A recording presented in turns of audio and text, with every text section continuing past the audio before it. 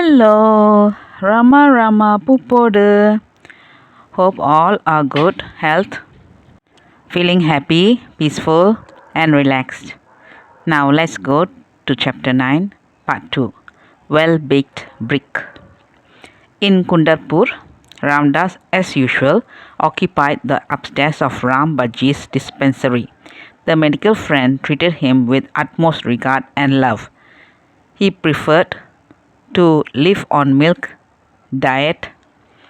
Here he met Ramcharan, a well-educated northern Indian sanyasi who was taking keen interest in the social amelioration of the masses.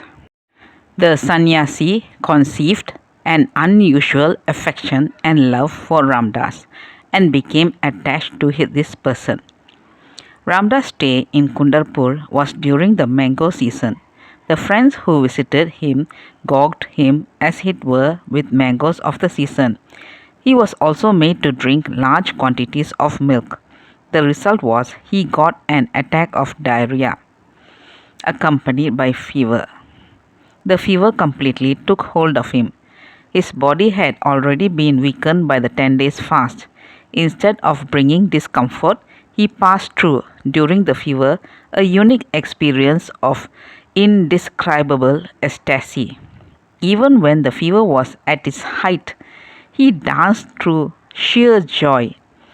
Ram Bhaji, growing anxious, proposed to treat him with medicine. Ramdas did not like that the fever should be driven out in that manner. He had accepted the fever as a welcome guest, and in his company he was having a blissful time. Why should you then? Ramdas replied. Think of ejecting him. Let him take leave of Ramdas at his own sweet will.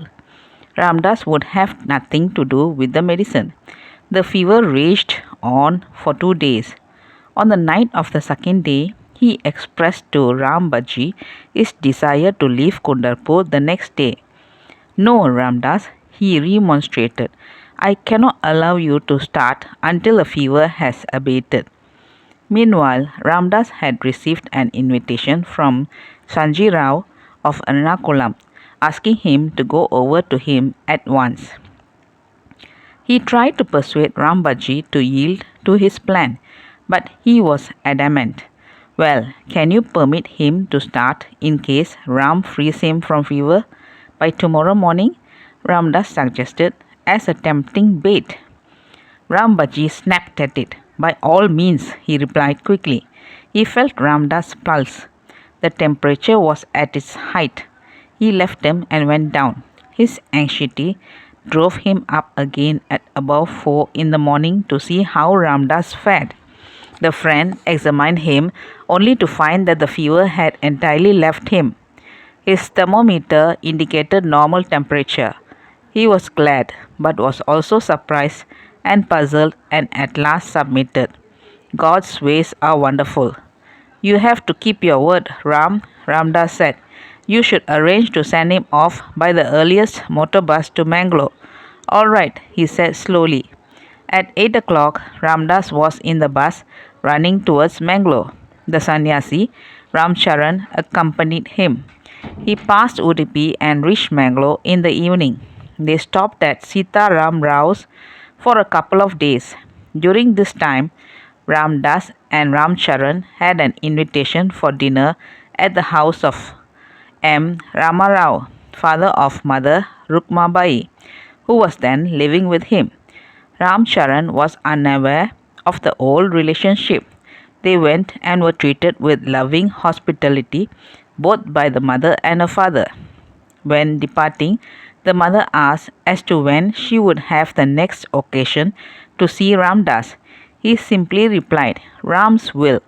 At this, her eyes were filled with tears.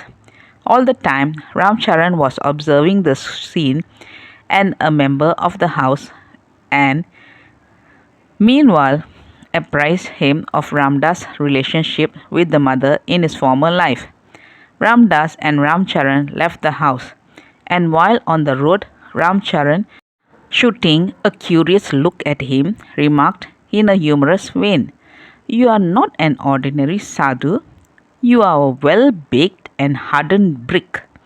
What he meant by the observation was significant.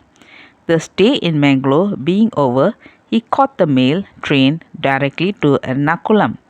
That's all, folks. Let's see in the next chapter. Thank you. Bye bye. Rama Rama Poopodu.